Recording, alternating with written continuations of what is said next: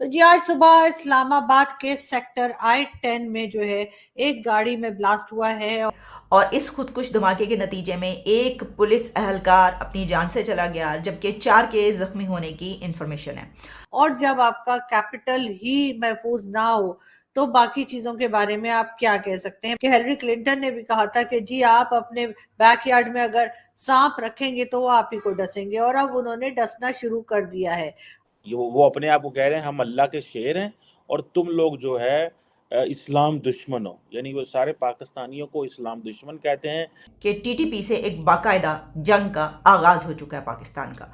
TTP ने जिस तरीके से पाकिस्तान पर हमले शुरू कर रखे हैं, इस्लामाबाद I-10-4 ये वो इलाका है कि जो आप कैपिटल है, आप इससे अंदाज़ा कर सकते हैं। कहा यही जा रहा है कि ये कहीं ना कहीं टीटीपी वालों का काम लग रहा है, और अब वो यानी इसका मतलब ये है कि वो इस्लामाबाद के अंदर तक पहुंच गए हैं। इस्लामाबाद में अब कोई महफूज नहीं है और इस किस्म के ब्लास्ट अब होना शुरू हो जाएंगे। ये उस जगह पर टीटीपी का गाड़ी के अंदर आकर और खुदकुश जैकेट पहनकर खुदकुश हमलावर का आना और फट जाना, ये एक बहुत बड़ा लम्हा फिर हाई अलर्ट था। पहले से ये इन्फॉर्मेशन थी कि इस्लामाबाद में कोई ऐसा वाकया हो सकता है, कोई बम धमाका, कोई खुदकुश हमला हो सकता है। I-10 पुलिस ने इनको थोड़ा सा, उनको लगा कि ये कुछ मशकूक किस्म के लोग हैं, तो उन्होंने गाड़ी को रोका, और गाड़ी रोकने के बाद वो गाड़ी की चेकिंग कर रहे थे कि इस बीच में उस गाड़ी के अंदर जो ब्लास्ट के लिए जो कुछ भी रखा गया था, बारूद वगैरह, उससे उड़ा दिया गया। लेकिन फिर उसके बाद खुदकुश बम्बार जो उसके अंदर था, उसने अपने आप को फाड़ लिया और इस बिना पर एक पुलिस अहलकार वहां पर शहीद हो गया। कुछ जैकेट में तकरीबन 12 से 15 किलो बारूदी मवाद मौजूद है। इसमें एक और बात यह है कि जैसे ये धमाका हुआ तो ये वाली खबरें आना शुरू हो गई कि कोई औरत भी थी उस गाड़ी में।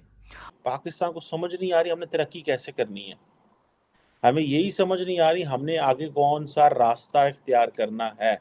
और इसके अलावा ये है कि स्पेशल ब्रांचेस जो हैं उनकी ये इतलात थी, इंफॉर्मेशन थी, जिसकी वजह से ये नाकाम बना दिया गया। ये तो आप कामयाबी कह सकते हैं, लेकिन असल कामयाबी ये होती कि जब इतला हो गई थी, अलर्ट था, पता था कुछ ऐसे लोग दाखिल हुए हैं शहर के अंदर, तो उनको उससे पहले ही पकड़ लिया जाता। लेकिन ऐसा तो नहीं हो सका। ये धमाका एक हाई वैल्यू टारगेट था, यानी एक ऐसी उन्होंने जगह पर जाकर ये धमाका करना था। किसी ना किसी जगह बहुत ही हाई वैल्यू टारगेट बनाया गया था कि जहां पर इस हमलावर ने जाकर फटना था। तो इस्लामाबाद में तो आपकी बेशतर जगह ऐसी हैं कि जो हाई वैल्यू टारगेट्स बहुत आसानी से किया जा सकता है। सारी वहीं पर जो हैं वो सरकारी बिल्डिंग्स हैं। तो ये सिचुएशन एक बहुत ही अलार्मिंग सिचुएशन है हमारे मुल्क के लिए। वहाँ पर तालिबान की हुकूमत है, अफ़गानिस्तान की जो हुकूमत है, वो भी ना सिर्फ ये कि हमारा साथ देने पर तैयार नहीं है, उनसे बातचीत करने पर तैयार नहीं है, बल्कि वो तो ऐसा लग रहा है कि वो भी उनसे ज़्यादा बढ़कर दुश्मन हो चुके हैं। उसमें बिल्कुल ऐसे ही लग रहा है कि ये तो एक जंग की सूरत हाल पैदा हो गई है। देखें, अब जो लहर उठी है, ये लहर उठी अगस्त 2021 के बाद, जब अफगानिस्तान के अंदर दोहा एग्रीमेंट के नतीजे में एक हुकूमत कायम हो गई। अगस्त 2021 से लेकर अगस्त 2022 के दरमियान जो 1 साल का इनका दौरे इक़्तिदार रहा है अफगान तालिबान का, इस दौरान पाकिस्तान पर 270 हमले किए गए हैं। ये है तो हमारी अफगान पॉलिसी या तालिबान के बारे में जो हमारी पॉलिसी थी, लग ये रहा है खुलासा उसका ये है कि वो नाकाम हो गई। अमेरिका ने, पाकिस्तान ने, नेटो ने अफगानिस्तान को वहां जाकर छोड़ दिया है जो कि 9/11 से पहले था। तो मेरे ख्याल में बहुत अलार्मिंग सिचुएशन है। हमारे मुज़ाकरात भी नाकाम हो गए, अफगान हुकूमत भी हमारे साथ वो सपोर्ट नहीं कर सकी, और दाइश की शक्ल में हमारे लिए एक, न सिर्फ हमारे लिए बल्कि अफगान हुकूमत के लिए या टीटीपी के लिए एक नया थ्रेट भी क्रिएट हुआ। हाफिज सईद हो गया, मसूद अजहर हो गया, दाऊद इब्राहिम, और न जाने कितने लोग आपने जो पाल रखे हैं। अब रिजल्ट ये आया है कि एक तो आपके हाथ से जो है टीटीपी वाले कंट्रोल उनका निकल चुका है। लोगों को भी बहुत ज्यादा अलर्ट रहने की जरूरत है, सिक्योरिटीज को भी बहुत ज्यादा अलर्ट रहने की जरूरत है, और साथ साथ गवर्नमेंट को भी। ये लोग अपनी आपसी लड़ाइयों को छोड़कर, ये ऑडियो आ रही है, कभी वीडियो आ रही है, कभी क्या हो रहा है, ये वाले तमाशे छोड़कर जरा अफगानिस्तान बॉर्डर की तरफ देखेंगे या नहीं देखेंगे? कि वहां से क्या कुछ हो रहा है और टीटीपी वाले किस किस्म के अटैक्स कर रहे हैं।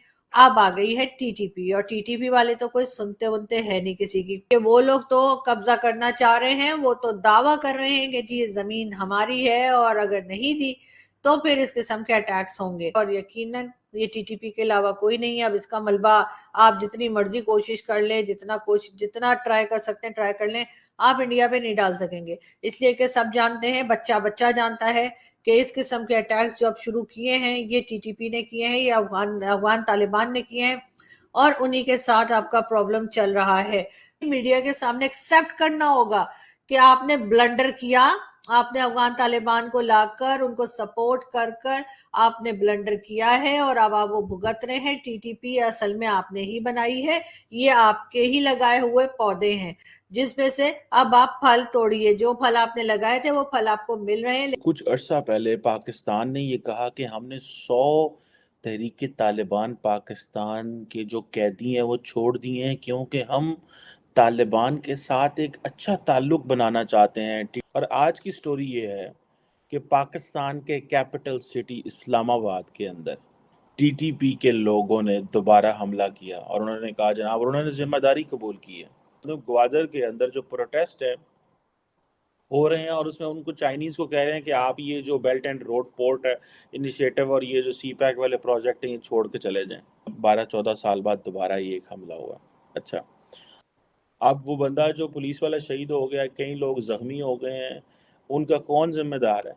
सियासतदानों का क्या? ये जो अपने घरों में बैठे हुए हैं, ये तो अपने घरों में बैठे हुए हैं यार, इनको क्या फिक्र है, इनकी क्या परवाह है इनको? उस आर्किटेक्ट को पूछे जिसने टीटीपी के लोग रिहा किए थे। 100 टीटीपी के लोग रिहा किए और कहा कि हम गुडविल जेस्चर दे रहे हैं तहरीक तालिबान पाकिस्तान को। और उधर से इंडिया देख लें, वो किन तरक्कियां कर रहे हैं, ललकार रहे हैं, भाग रहे हैं, दौड़ रहे हैं। अब चाइनीज जो है वो उनको समझ नहीं आ रही उन्होंने क्या करना है। अच्छा, बलूचिस्तान के चीफ मिनिस्टर को कुछ पता नहीं है। डूब मरना चाहिए हमें कि हम अपने मुआशरे के साथ, रियासत के साथ हमने क्या किया। बलूचिस्तान में जो है चाइनीज़ को टीटीपी वाले प्रेशराइज कर रहे हैं, उधर से लोकल कम्युनिटी प्रेशराइज कर रही है, दहशतगर्दी बढ़ रही है।